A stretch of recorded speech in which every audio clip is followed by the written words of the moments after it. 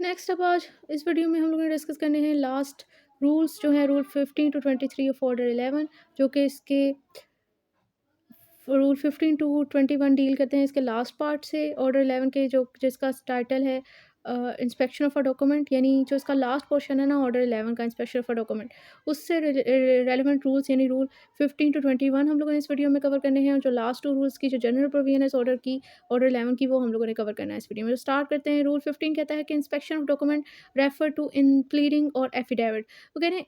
Simple सी है, title से clear हो रहा है कि जिन डॉक्यूमेंट्स का हवाला आपने खुद अपने बयान हल्फी में या प्लीडिंग में दिया है, उन डॉक्यूमेंट्स की इंस्पेक्शन की जा सकती है। So can every party to a suit shall be entitled at any time to give notice to any other party in whose pleading or affidavit reference is made to any document to produce such document for the inspection of a party giving such notice or of his pleader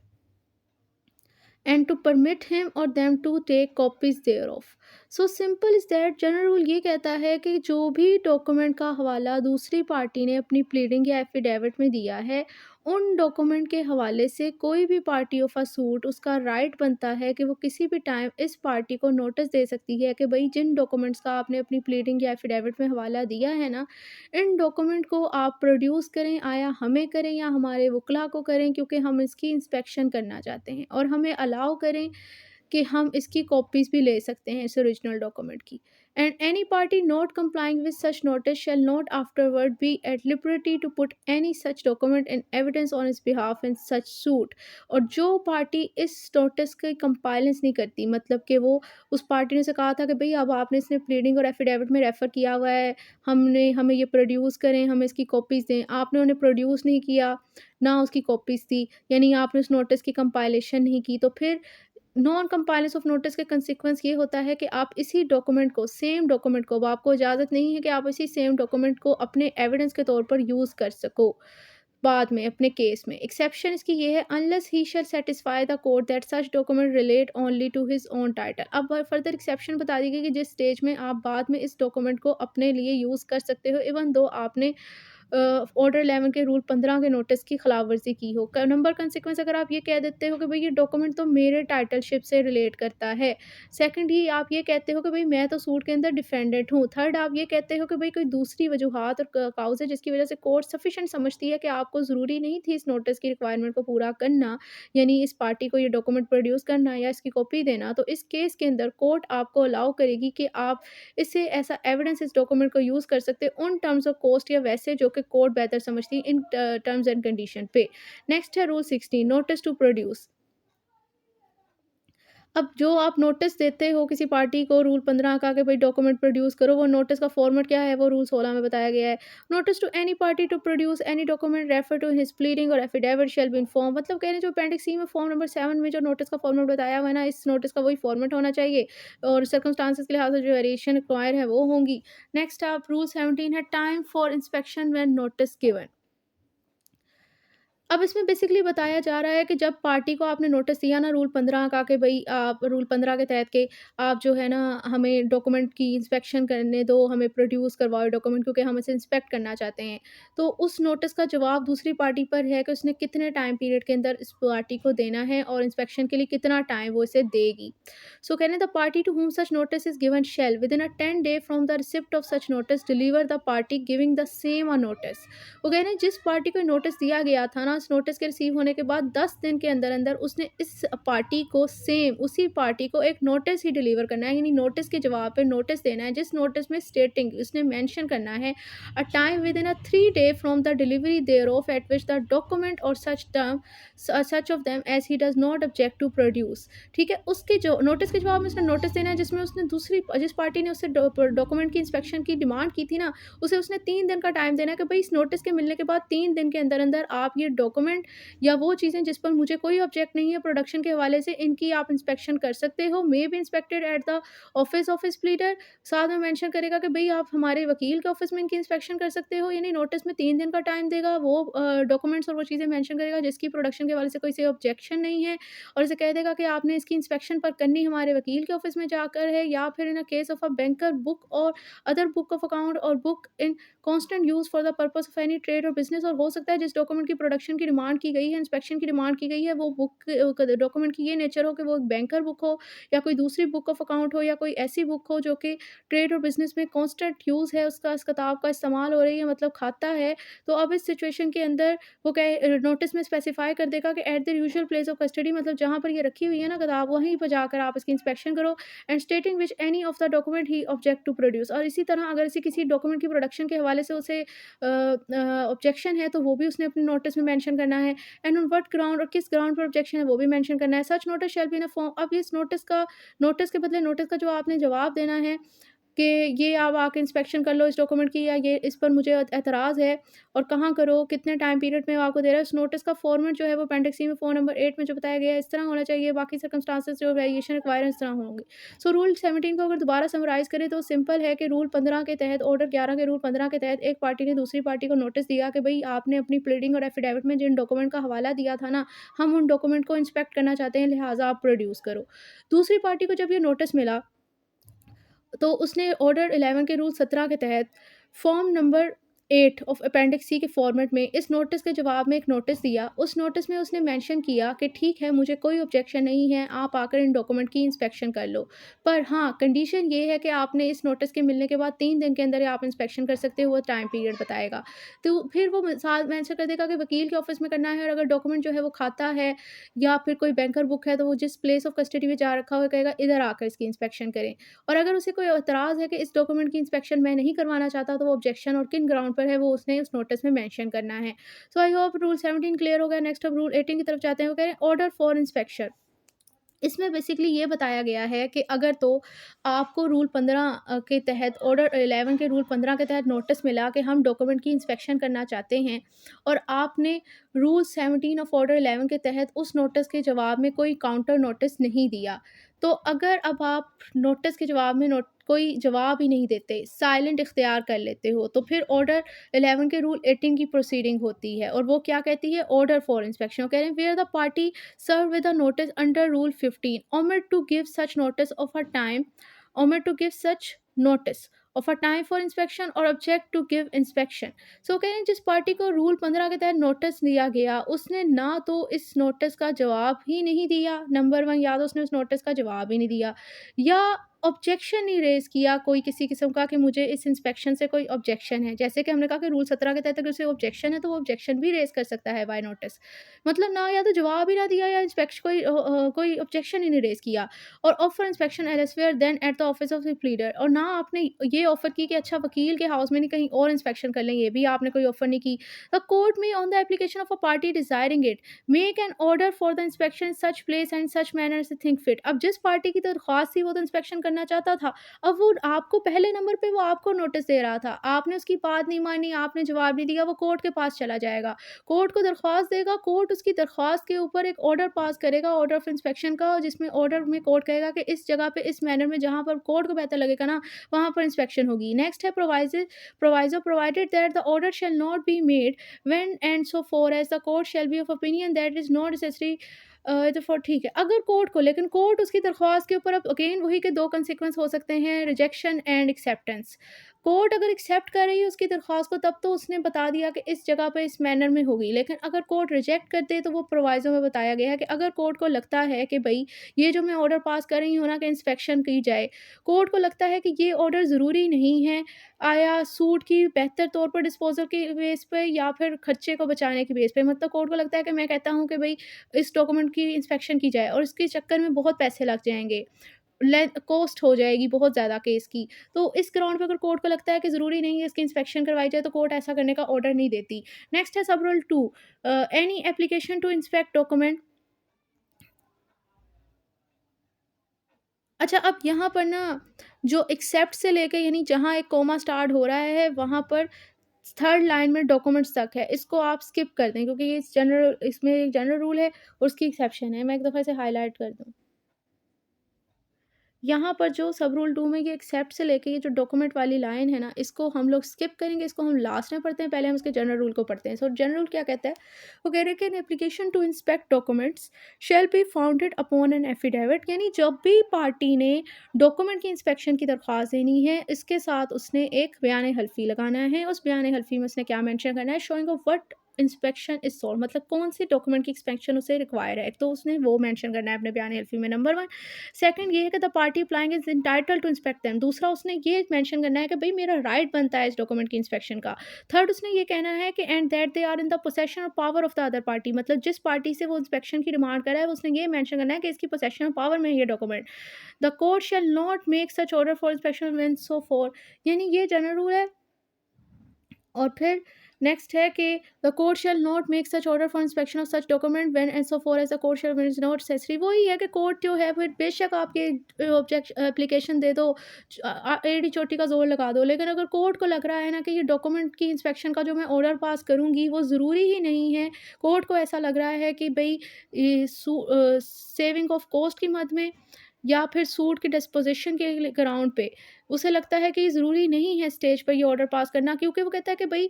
इस stage पे मैं अगर इस inspection वाली दरख्वास्त को देखने बैठ जाऊँ, प्रोसीडिंग लेंथी हो जाएगी, ट्रायल लंबा हो जाएगा। तो उसे लग रहा है कि भई डिस्पोज़िशन ऑफ सूट के लिए इस मैटर को इस टाइम देखना ज़रूरी नहीं है। इस ग्राउंड पे अगर उसे लग रहा है तब वो ऐसा ऑर्डर पास नहीं करता। दूसरा ग्राउंड अगर उसे लग रहा है कि सेविंग ऑफ कॉस्ट, मतलब उसे लग रहा है कि अगर मैं इंस्पेक्शन की करूँ तो बहुत ज़्यादा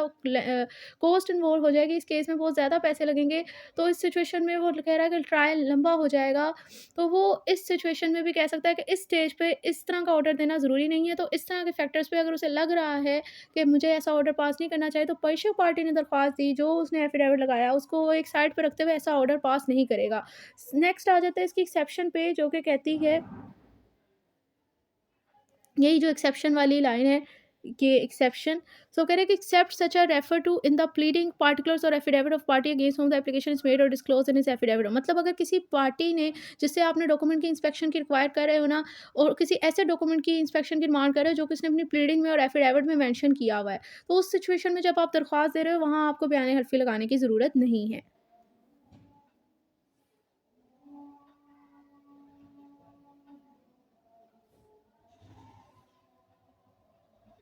तो चलते हैं रूल 19 की तरफ। रूल 19 में टोटल 3 सब रूल हैं। सब रूल 1 क्या कहता है? Rule 19 title verified copies. So rule 1 कहता है कि when inspection of any business book is applied for the court, अगर आप लोग कोर्ट से में दरख्वास्त दे रहे हो कि हमें किसी बिज़नेस बुक की इंस्पेक्शन करना चाहते हैं, मतलब उसकी बिज़नेस बुक की प्रोडक्शन की डिमांड कर रहे हो कोर्ट से, उसके लिए आपने दरख्वास्त दी। अगर कोर्ट को बेहतर लगता है कि instead of ordering inspection of the original book, order a copy of any entries therein to be furnished and verified by the affidavit of some person who has examined the copy with the original entries। तो अब court को लगता है कि बजाय ये कि वो ओरिजिनल बुक की प्रोडक्शन का ऑर्डर दे, उसकी इंस्पेक्शन का ऑर्डर दे, तो वो ये भी ऑर्डर दे सकता है कि भाई जो इस ओरिजिनल बुक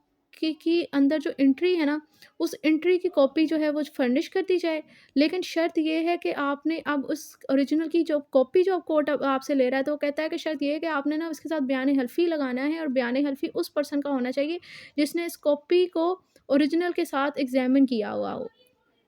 एंड सच, मतलब ओरिजिनल डॉक्यूमेंट की कॉपी को, ओरिजिनल कॉपी को आपस में जिसने एग्जामिन किया हो उसके बयान हल्फी के साथ वो कहता है कि आप ओरिजिनल के बजाय मुझे copy of such document provide कर दें, कोर्ट ने ये कह दिया। And such affidavit shall state whether और not there are in the original book any and what interlineation और अल्ट्रेशन, और इसके अलावा इस बयान हल्फी के अंदर ये चीज़ भी मैंशन करनी है उस पर्सन ने जो बयान हल्फी लगा रहा है कि भाई ये जो ओरिजिनल बुक है, इसके अंदर हो सकता है किसी किस्म की कोई चीज़ मिटाई हुई हो, इरेज़ किया हो, या इंटरलिनेशन या स्तरों के बीच में कुछ लिखा हो, यानी राइट बिटवीन अ लाइन्स, कुछ आप लोगों ने लाइन्स के दरमियान लिखा हो, या किसी किस्म की कोई तब्दीली की हुई है ओरिजिनल बुक के अंदर, तो कि वेदर और नॉट की हुई है या नहीं की हुई, तो ये चीज़ भी उसने एफिडेविट के अंदर मेंशन करनी है। जैसे कि मिसाल के तौर पर यही समझ लें कि ये एक ओरिजिनल बुक की सीपीसी, ये आप फ़र्ज़ कर लें कि ये जो है ना, ये जो अभी स्क्रीन पे आपको हिस्सा शो हो रहा है ना, पेज, वो आप फ़र्ज़ कर लें कि यही ओरिजिनल डॉक्यूमेंट है, और यही जो है वो अब इसी ओरिजिनल डॉक्यूमेंट की कॉपी अब हम लोगों ने कोर्ट में जमा करवानी है। तो अब कॉपी ओरिजिनल जो है हो सकता है बहुत लेंथी हो, कोर्ट आपसे डिमांड करता है, या फिर वो किसी बहुत किसी पर्सन अकाउंट हो, खाता हो, मतलब उसके डेली यूज़ में है, तो वो ओरिजिनल नहीं कोर्ट में प्रोड्यूस कर सकते हैं हम लोग। तो वो कहता है, कोर्ट कहता है कि ठीक है, ओरिजिनल आप प्रोड्यूस करो, आप मुझे इसकी कॉपी जो इसमें एंट्री हुई है ना ओरिजिनल बुक में, उसकी एंट्रीज की ना कॉपी प्रोवाइड कर दो, लेकिन शर्त ये है कि साथ में आप मुझे एफिडेविट दो उस पर्सन का जिसने ये जो कॉपी प्रिपेयर की है, उसने ओरिजिनल से प्रिपेयर की है, इन दोनों को उसने एग्जामिन किया हुआ है, उस पर्सन का एफिडेविट होना चाहिए। और उस एफिडेविट में उसने ये भी मेंशन करना है कि आया इस कॉपी के ये जो ओरिजिनल बुक है जिससे ये कॉपी मेरे पास जमा करवाई, जिसकी कॉपी मेरे पास जमा करवाई जाए, क्या उस ओरिजिनल बुक में कुछ अरेज़ किया हुआ है? क्या कुछ लाइनों के बीच में लिखा हुआ है या किसी किस्म की कोई तब्दीली हुई हुई है? तो वो चीज़ भी उसने मेंशन करनी है, और अगर नहीं हुई हुई तब भी उसने लिखना है। अरेज़ से मुराद ये है कि हम फ़र्ज़ कर लें कि यहाँ पर ये क्या हो गया? फ़र्ज़ कर लें कि ये डॉक्यूमेंट आया और यहाँ से ओरिजिनल में कुछ मिटा हुआ था। अब वो उसकी कॉपी प्रोवाइड कर रहा है, तो उसने ये चीज़ मेंशन करनी है कि इस लाइन के बीच में चीज़ मिटी हुई थी। और अगर इंटरलिनेशन मतलब ये जो 2 लाइन्स हैं ना, इनके बीच में मैंने कुछ लिख दिया डेटा, ये मैंने बीच में लिख दिया। ऐसा भी कुछ लिखा हुआ था लाइन में, तो ये भी उसने मेंशन करना है। या वो ये कह देता है कि ये लाइन ख़त्म करके इसकी जगह पे कुछ और लिखा हुआ था। If the court has been supplied, ठीक है, इफ़ द पार्टी, ये लिख दिया। कुछ मेंशन और कर दिया गया। अगर कुछ ऐसा किया गया था ओरिजिनल डॉक्यूमेंट में और वो कॉपी जिस टाइम उसकी प्रिपेयर कर रहा था एग्जामिनेशन में, उसने तो ये सारी चीज़ें देखी थी ना कॉपी बनाते हुए, तो वो ये चीज़ भी अगर तो थी या वेदर और नॉट, अगर तो थी और अगर नहीं थी, ये चीज़ उसने मेंशन करनी है। And the court may order inspection of the book from which the copy was made. अच्छा, मैंने कुछ ज़्यादा ही कट कर दिया। नेक्स्ट प्रोवाइजो है, वो कहती है provided that notwithstanding that such copy has been supplied the court may order inspection of the book from which the copy was made. मतलब प्रोवाइजर कहती है कि बावजूद इसके कि ओरिजिनल की कॉपी कोर्ट में सप्लाई कर दी गई, तो इसका मतलब ये हरगिज़ नहीं है कि कोर्ट अब ओरिजिनल की डिमांड नहीं कर सकती। कोर्ट की डिस्क्रिशनरी पावर है कि वो जिसकी डॉक्यूमेंट की जिस ओरिजिनल की आपको कॉपी प्रोवाइड की गई है, कोर्ट को वो उसकी ओरिजिनल की भी डिमांड कर सकती है for the purpose of inspection. So next है सब रूल टू। सब रूल टू ये कहता है सब रूल 2 ये कहता है कि where on an application for an order for inspection privilege is claim for any document, it shall be lawful for court to inspect the document for the purpose of deciding as to the validity of the claim of privilege. So वो कह रहे हैं अगर तो दरख्वास्त दी जाती है किसी ऐसे डॉक्यूमेंट की प्रोडक्शन की, इंस्पेक्शन की, कि भाई जिस डॉक्यूमेंट को प्रिविलेज हासिल है कि इसकी इंस्पेक्शन नहीं, इसको प्रोड्यूस नहीं किया जा सकता, जैसे कि हम लोगों ने आर्टिकल 4 टू 16 में जो है वो पढ़े हैं कानून शहादत में, जिसमें प्रिविलेज कम्युनिकेशन बताई हुई कि कुछ चीज़ों को प्रिविलेज हासिल है कि उन कन्वर्सेशन को, उन डॉक्यूमेंट्स को प्रोड्यूस नहीं किया जा सकता। सो वो कह रहे हैं कि कुछ ऐसे डॉक्यूमेंट्स हैं जिन्हें प्रिविलेज कम्युनिकेशन हासिल है कि उनको प्रोड्यूस नहीं किया जा सकता। ऊपर से एक पार्टी ने दरख्वास्त दे दी है कि कोर्ट ऑर्डर पास करे कि ऐसे डॉक्यूमेंट को प्रोड्यूस किया जाए। तो अब इस सिचुएशन में कोर्ट के लिए तो दूसरी पार्टी कहती है कि भाई इसे तो प्रिविलेज हासिल है, हम तो ये डॉक्यूमेंट नहीं प्रोड्यूस करने वाले। तो अब इस सिचुएशन में क्या कोर्ट क्या कर सकती है? अगर कोर्ट के पास, कोर्ट के लिए लाफुल है कि वो इस तरह के डॉक्यूमेंट की इंस्पेक्शन कर सकती है ये डिसाइड करने के लिए कि आया कि जो इसका क्लेम ऑफ प्रिविलेज है वो वैलिड भी है कि नहीं। मतलब कोर्ट कह रहे हैं कि मुझे दांव तो नहीं लगा रहा है कि ये प्रिविलेज कम्युनिकेशन में आता है कि डॉक्यूमेंट हमने प्रोड्यूस नहीं करना, तो कोर्ट ये चीज़ डिटरमाइन करने के लिए इस डॉक्यूमेंट की इंस्पेक्शन कर सकती है, कोर्ट के लिए लॉफुल है। नेक्स्ट है sub rule 3। The court may on the application of any party to a suit at any time, the court may, on the application of any party to a suit at any time, and whether an affidavit of document shall or shall not have already been ordered or made। So वो कह रहे हैं कि court जो है किसी party of the suit की दरख्वास्त पर किसी भी टाइम, बेशक जो है वो कह रहे हैं कि इस डॉक्यूमेंट की प्रोडक्शन के हवाले से कोई बयान हल्फी या ऑर्डर पहले जारी हुआ है या नहीं हुआ, ये इमटेरियल है। अगर कोई पार्टी दरख्वास्त देती है सूट की किसी भी टाइम कोर्ट को, तो कोर्ट उस पार्टी की दरख्वास्त पर make an order requiring any other party to state by affidavit whether any or more specific document to be specified in the application is is has or have at any time been in the possession of power। वो दूसरी party को order pass कर सकती है जिससे वो require करती है कि भाई आपने बयान हल्फी के थ्रू जवाब देना है कि ये जो एप्लीकेशन आपके अगेंस्ट आई है ना, और जिसमें कहा जा रहा है कि भाई ये डॉक्यूमेंट आपके पास हैं, तो आपने बयान हल्फी में जवाब देना है कि क्या ये जो डॉक्यूमेंट एप्लीकेशन में स्पेसिफाई किए गए हैं इस और आर, मतलब एक डॉक्यूमेंट है तो इस ज़्यादा है, तो आर हैज़ और हैव यानी एक डॉक्यूमेंट ज़्यादा थे, या हैव यानी एक से ज़्यादा डॉक्यूमेंट थे। तो वो कह रहे हैं कि अगर ये डॉक्यूमेंट आपके पास हैं या थे, किसी टाइम पे आपके पास ये चीज़ अब आपने बयान हल्फ़ी की सूरत में बतानी है। सो सिंपल अगर रूल 3 को दोबारा मैं बताऊँ तो वो कह रहे हैं कि अगर एक पार्टी ऑफ द सूट ने किसी टाइम कोर्ट में दरख्वास्त दी ना कि फलाँ पार्टी को कहें कि भई ये डॉक्यूमेंट इसकी पोसेशन ऑफ पावर में हम ये दरख्वास्त में मेंशन कर रहे हैं, आप इससे कहें कि वो प्रोड्यूस कराएँ। अब इस दरख्वास्त के आने से पहले कोई ऑर्डर या दरख्वास्त पहले पास हो चुकी है इस चीज़ के मतलब वो इर्रेलेवेंट है। इस दरख्वास्त के मिलने के बाद कोर्ट के पास ये डिस्क्रिशनरी पावर है कि जिस पार्टी के अगेंस्ट ये दरख्वास्त आई है ना, उसके अगेंस्ट ऑर्डर पास करेगा और उससे बाय ऑर्डर रिक्वायर करेगा कि आपने बयान हल्फ़ी के थ्रू ये जवाब देना है कि ये जो दरख्वास्त आपके अगेंस्ट आई है और जिसमें डॉक्यूमेंट स्पेसिफाई किए गए हैं कि ये आपकी पोसेशन ऑफ पावर में है, क्या ये आपकी पोसेशन ऑफ पावर में है या थे, और if not in his possession when he parted with the same and what has become their of. तो और अगर वो कहते हैं कि अगर नहीं भी हैं तो कब आप पार्टेड, कब आपसे ये नहीं रहे आपकी पोसेशन में। पार्टेड मतलब तो जुदा होना, अलग होना। सो वो कह रहे हैं कि अगर नहीं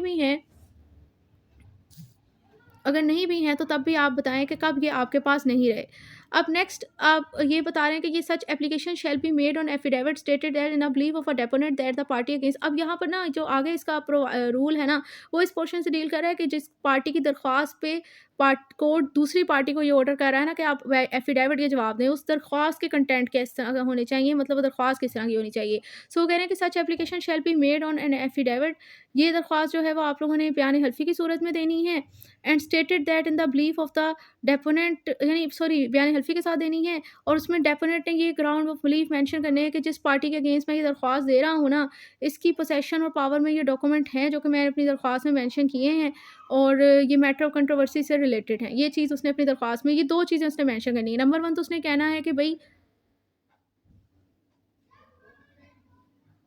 3 चीज़ें उसने मेंशन करनी है। नंबर 1 तो उसने ये कहना है कि भई ये डॉक्यूमेंट इस बंदे की पोसेशन पावर में है जिसके मुतल्लिक मैं ये दरख्वास्त दे रहा हूँ। दूसरा उसने कहना है कि मैटर ऑफ कंट्रोवर्सी से ये डॉक्यूमेंट रिलेटेड हैं। तीसरा उसने कहना है कि मेरा बिलीफ है, क्योंकि एफिडेविट होता ही डेपोनेंट के बिलीफ पे है कि ये चीज़ें इसके पास हैं और ये मैटर ऑफ कंट्रोवर्सी से रिलेटेड है। इस चीज़ को उसने ये चीज़ स्पेसिफाई करना है कि मेरा इस बात पे बिलीफ है। सो ये दरख्वास्त के कंटेंट होने चाहिए। नेक्स्ट है रूल 20। सो कहता है प्रीमैच्योर डिस्कवरी।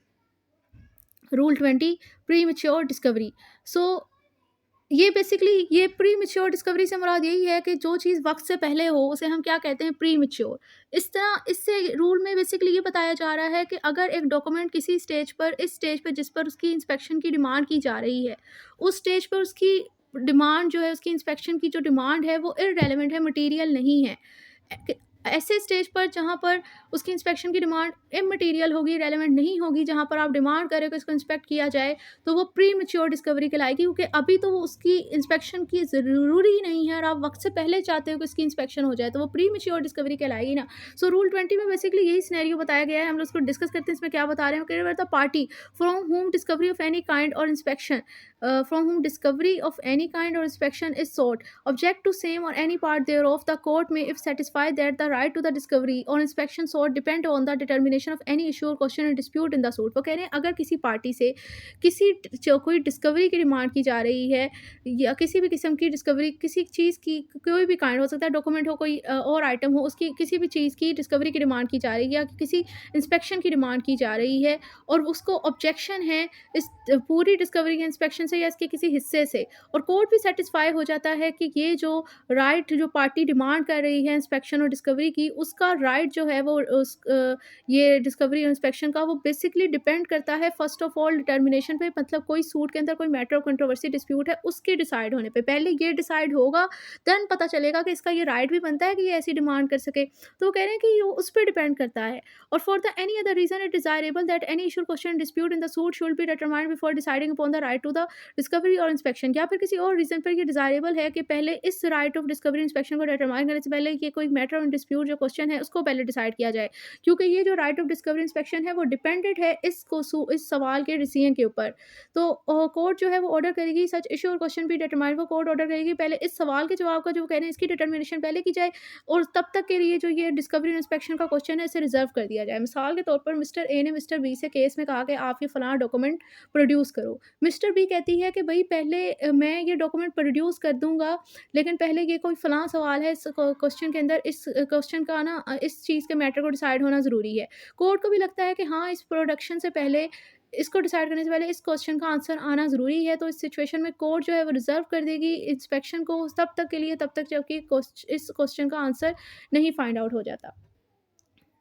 हाँ, इसको एक एग्ज़ाम्पल समझते हैं कि मिसाल के तौर पर मिस्टर ए और मिस्टर बी पार्टी हैं। केस में मिस्टर ए कहती है कि मिस्टर बी के प प पोसेशन में एक गिफ्ट डीड है, मिस्टर बी ने अपनी गाड़ी मेरे नाम पर कर दी थी। मिस्टर बी कहती है, ठीक है भई, ये डॉक्यूमेंट मैं आपको प्रोड्यूस कर दूँगी, लेकिन इसके इंस्पेक्शन से पहले ये ज़रूरी है कि मैंने ये गिफ्ट डीड कैंसल कर दी थी अपनी लाइफ़ में ही। इसकी गिफ्ट के 3 स्टेजेस होते हैं ना, वो कहता है कि ये इन्हें रिसीव नहीं हुई थी। इसका मतलब ये कंप्लीट नहीं हुई थी और मैंने उससे पहले ही ये गिफ्ट डीड जो है वो ख़त्म कर दी थी। तो पहले कोर्ट जो है वो इस क्वेश्चन को डिटरमाइन करे कि ये हमारे दरमियान एग्जिस्ट करती भी है कि नहीं। तो कोर्ट कहेगी ठीक है, पहले इसकी इंस्पेक्शन से पहले इस क्वेश्चन का डिसाइड होना ज़रूरी है। तो पहले वो क्वेश्चन डिसाइड होगा और फिर उसके बाद ये गिफ्ट डीड प्रोडक्शन कराने का ऑर्डर दिया जाएगा। तो आई होप आपको समझ आ गया होगा। नेक्स्ट है रूल 21। सो कहते हैं non compliance with order for discovery, यानी कि कोर्ट ने अगर आपको ऑर्डर दे दिया कि भाई आप ये डॉक्यूमेंट प्रोड्यूस करो for the purpose of inspection, और अगर आप ये डॉक्यूमेंट प्रोड्यूस नहीं करते तो फिर उसके क्या कंप्लायंस होंगे, क्या नतीजा होगा, क्या कंसिक्वेंसेस होंगे। Where any party fail to comply with any order to answer interrogatories और फॉर डिस्कवरी और inspection of document. So it's mean ये आपको क्लियर हो रहा है कि रूल 20 तक इसके इंस्पेक्शन ऑफ डॉक्यूमेंट्स थे। रूल 21, 22, 23 जो है वो बेसिकली इसकी जनरल प्रोविजन है, यानी ये तीनों रूल जो हैं वो इनके तीनों सब्जेक्ट पर अप्लाई होते हैं। वो कह रहे हैं अगर कोई पार्टी फेल हो जाती है, कोई ऑर्डर आया था कि कोई सवालों का जवाब दो, उस इंटेरोगेटरीज के आंसर का जवाब देने में वो फेल हो गई, कोई ऑर्डर पास हुआ था कि फलां डॉक्यूमेंट कोई डिस्कवरी ऑफ डॉक्यूमेंट का ऑर्डर आया था या कोई डॉक्यूमेंट की इंस्पेक्शन का ऑर्डर आया था और आपने ना वो की ऑर्डर की कंप्लायंस नहीं की, ही शैल इफ अ प्लेंटिफ, अगर तो ये ऐसा नॉन कंप्लायंस करने वाला बंदा प्लेंटिफ है, मुद्दई है, तो अब इस सिचुएशन के अंदर इसके ऊपर क्या होगा कि वांट ऑफ प्रोसिक्यूशन के ग्राउंड पर इसका सूट जो है वो कोर्ट ये इसका डिसमिस कर दिया जाएगा।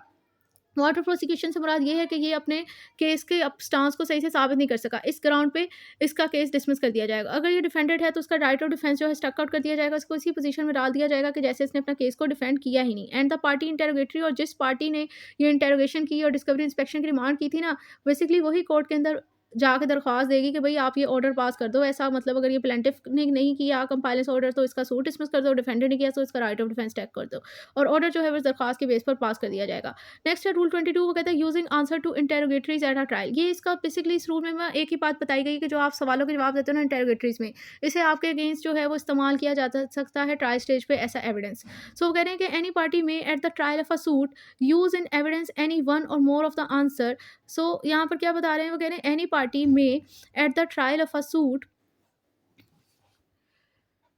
any party may at the trial of a suit use in evidence any one or more of the answer or any part of answer of the opposite party to interrogatories without putting in the other और the whole of such answer. मतलब कोई party तो जो suit है ना, वो दूसरी party ने कोई सवाल दिया था इंटेरोगेटरीज में, तो वो उसी सवाल को पूरा यूज़ किए बगैर उसका कोई पार्ट जो है उसके अगेंस्ट ऑपोजिट पार्टी के अगेंस्ट ट्रायल स्टेज पे एविडेंस के तौर पर इस्तेमाल कर सकती है। लेकिन इसकी प्रोवाइजो क्या कहती है, provided also that in such case the court may look at whole of the answer and it shall be opinion that any other them are so connected with the those put in the last mention answer और not be use without them. It may अगर court को लगता है कि ये जो part आप इस्तेमाल कर रहे हैं ना, उसके पूरे पोर्शन को जो उससे पहले इसने सवालों के जवाब दिए उसके बगैर साथ वो सो कनेक्टेड है, उसके साथ बगैर इसको इस्तेमाल नहीं किया जा सकता, तो इस सिचुएशन में वो डायरेक्शन देगा कि भाई सारे को ही आप ऐसा एविडेंस इसके अगेंस्ट इस्तेमाल करो। Order sorry rule 23 order to apply to minor. Simple है, this order shall apply to minor plaintiff for defended and the next friend guardian for the suit of person under disability. मतलब ये जो order है, order 11, इसकी provision का apply होती है minor plaintiff और डिफेंडेड पे भी। इसी तरह कोई पर्सन जो है वो डिसेबिलिटी में है, यानी कि अनसाउंड माइंड है, तो उसके लिए जो उसके नेक्स्ट फ्रेंड और गार्डियन है उनके ऊपर भी ये इस ऑर्डर की प्रोविजन अप्लाई होती हैं। यानी कि आप केस के अंदर कोई माइनर पार्टी है, उससे आप लोगों ने कोई सवाल वगैरह पूछने हैं तो उससे भी पूछे जा सकते हैं। ये ऑर्डर 23 की रूल जो रूल 23 जो है वो ऑर्डर 11 का, वो इस चीज़ को क्लेरिफाई कर रहा है। सो अब अगर मैं इस लास्ट पार्ट को भी समराइज़ करूँ जो कि इसका डील करता है, लास्ट 3 रूल तो इसकी जनरल प्रोविजन है ना। अब अगर हम इसके लास्ट पार्ट को समराइज़ करें जो कि रूल 20 तक हैं, रूल 15 से लेके, तो उसकी समरी ये बनती है कि अगर कोई डॉक्यूमेंट किसी पार्टी की प्लीडिंग और अगर कोई डॉक्यूमेंट किसी पार्टी ने अपनी प्लीडिंग या एफिडेविट के अंदर स्पेसिफाई किया हुआ है, रेफरेंस दिया हुआ है, तो कोई पार्टी जो है वो इसकी इंस्पेक्शन करना चाहती है, तो उसे सबसे पहले वो इसी पार्टी को नोटिस देगी कि भई हम इसे इंस्पेक्ट करना चाहते हैं। अब इस नोटिस के जवाब में उस पार्टी के पास 2 एक्शन है जिसको नोटिस आया है, या तो उस नोटिस का जवाब देती है या वो उस नोटिस का जवाब नहीं देती। नोटिस जो उसे आता है वो नोटिस आता है उसका फॉर्मेट होता है अपेंडिक्स सी के फ़ॉर्म नंबर 7 के तहत ना उससे ये नोटिस आता है कि भई हम इसकी इंस्पेक्शन करना चाहते हैं। अब उस नोटिस के बदले में उसके पास 2 कंसीक्वेंस है, या तो जवाब दे या तो ना दे। अगर तो उसने जवाब देना है तो रूल 17 के तहत उसने देना है और फ़ॉर्म नंबर 8 के अंदर अपेंडिक्स सी के जो फॉर्मेट है, उस तरह उसने नोटिस का जवाब देना है, उस नोटिस का ये फॉर्मेट होना चाहिए। इसके अंदर वो 10 दिन के अंदर-अंदर नोटिस के मिलने के बाद उसने जवाब देना है और उसमें उसने 3 दिन का उन्हें टाइम पीरियड देना है और जगह बतानी कि कहाँ आकर आप इंस्पेक्ट करें और मुझे कोई एतराज़ नहीं है ऑब्जेक्शन से, और अगर कोई ऑब्जेक्शन है तो उसने ऑब्जेक्शन रेज़ करना है। और दूसरा कंसीक्वेंस है कि अगर वो नोटिस का जवाब ही ना दे तो फिर जिस पार्टी की डिज़ायर थी उस डॉक्यूमेंट की इंस्पेक्शन की, वो कोर्ट के पास चली जाएगी। रूल 18 के तहत उसे दरख्वास्त देगी कोर्ट को कि कोर्ट अब इसे कहे कि वो इस डॉक्यूमेंट को प्रोड्यूस करें, हमने इसकी इंस्पेक्शन करनी है। अब कोर्ट के पास भी 2 कंसीक्वेंस है कि या तो वो इस एप्लीकेशन को एक्सेप्ट कर लेगी या तो रिजेक्ट कर लेगी। रिजेक्ट उसे करेगी अगर उसे लगता है कि ये प्री मैच्योर डिस्कवरी है स्टेज पे, या उसे लगता है कि ये मटेरियल है इसके स्टेज के ऊपर इस डॉक्यूमेंट की इंस्पेक्शन करना, तो वो आपकी एप्लीकेशन को रिजेक्ट कर देगी, कोई ऑर्डर ऑफ इंस्पेक्शन और प्रोडक्शन पास नहीं करेगी। दूसरा कंसीक्वेंस ये है कि अगर उसे लगता है कि नहीं ये प्रोडक्शन इसकी बनती है तो इस सिचुएशन में वो प्रोडक्शन का ऑर्डर दे सकती है। अगर अब ये आप जिस डॉक्यूमेंट की डिमांड कर रहे हो वो एक ओरिजिनल बुक है और वो एक खाता है, अकाउंट है, बैंकर बुक है, तो इस सिचुएशन में कोर्ट आपको ये भी कह सकती है कि आप कॉपी प्रोड्यूस करवा दो दूसरी पार्टी को और उसकी इंस्पेक्शन कर लेगी। सो ये था पूरा इसके बॉर्डर 11 के रूल 23 तक थे और 3 पार्ट हैं इसके, कौन से रेलेवेंट रूल्स मैंने आपके साथ डिस्कस कर लिए। आई होप कि आपको अब समझ आ गया होगा।